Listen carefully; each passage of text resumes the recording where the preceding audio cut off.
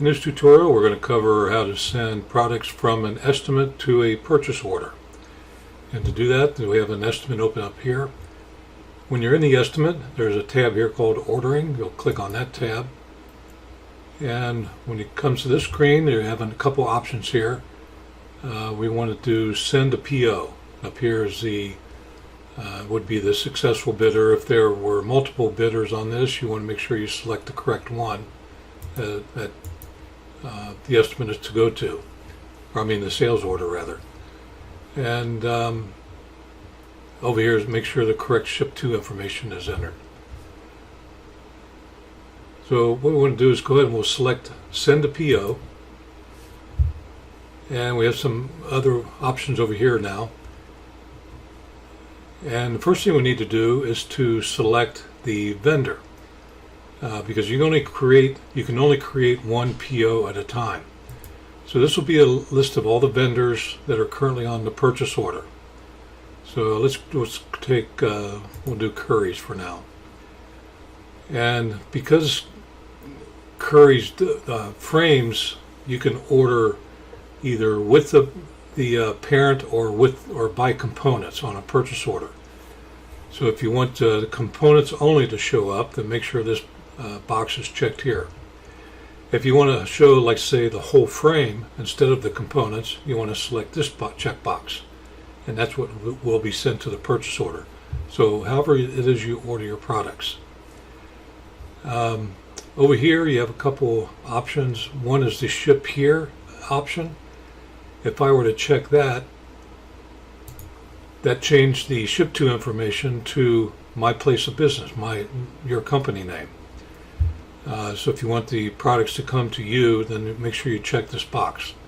If you're shipping direct to the job site, then just leave the job site entered the way it was. So once we have the vendor selected, we'll click Get Part Numbers.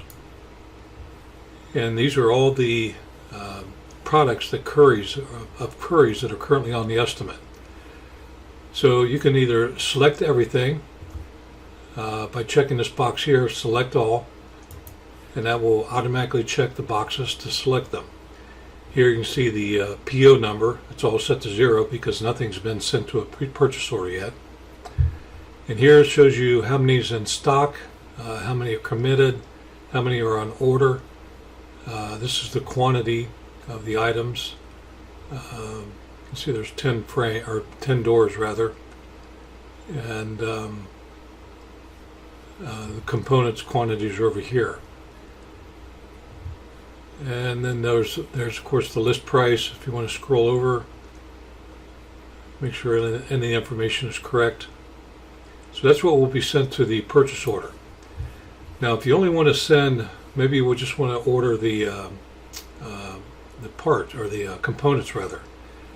You can uncheck the door, or let's go ahead and uncheck this. It unchecks everything. If you only want to send certain items to a purchase order, maybe you're just ordering the exterior frames for now, or whatever the reason might be, you can go down and just selectively select the items that you want to show up on this PO.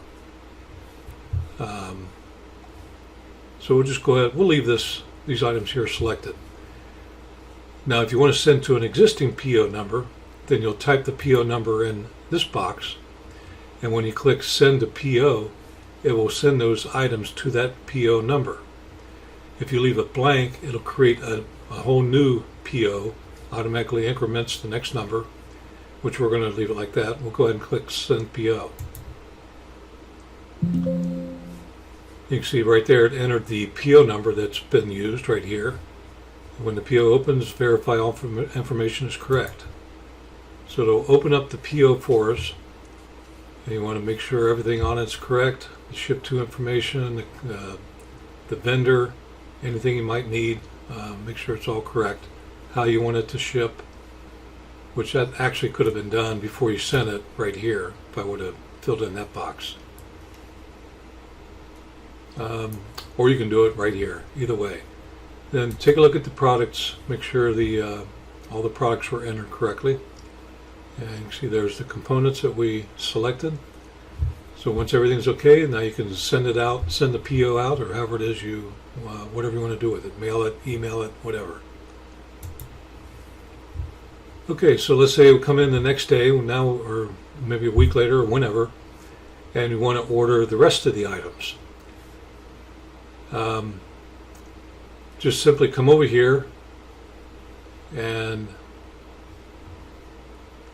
actually this will probably be blank. You'll have to reselect send a PO when you open up the estimate again. And we'll go ahead and select all.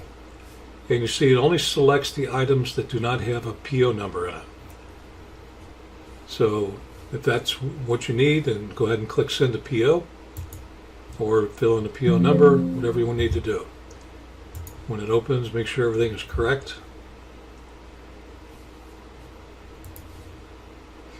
Make sure all the items were entered correctly. There's the door, and then all the components. Okay, so let's say we come in maybe a day or a week later or whatever, and for whatever reason you want to send these items to a new purchase order. You can clear out whatever items you want. Or I forgot, we could also do one for Yale. When we get part numbers, see now we have we can send these items to a purchase order for Yale. But let's go back to Curry's. So let's say these first four items, 74856. I shouldn't have clicked on it, because when you can click on that and we'll open up the PO for you if you need to see the PO for whatever reason. But let's say we want to clear that number out and send these to a new purchase order. All you need to do is go up here and type in this PO number, 74856, and then click select all, and it'll automatically select those items under that PO number. And you can click clear PO number. Now it says, are you sure you want to remove the PO number? This will not delete the actual PO, but will allow you to send these products to a new purchase order. So if that's what you want to do, click yes, and it puts us back to 0. So now I can resend these items to a new purchase order. So if I uncheck that and I check it again, you see it reselects them, and now I can send it to a new purchase order. Or maybe I want to add them to an existing purchase order that I already have. So just type that PO number in there, check send a PO, and that will send them for you. Okay, now you can also clear everything out. If I uncheck this and check it again. Oh, no, we need to clear out this first. Uncheck, and now check it. And now that'll clear out the rest of the PO numbers. So if I need to clear out everything, just leave that blank, select that box, and then click clear PO number. And that will clear it out, all of them out. Okay, so that should pretty well cover it. If you have any questions or concerns on this, please give us a call or email. Thanks.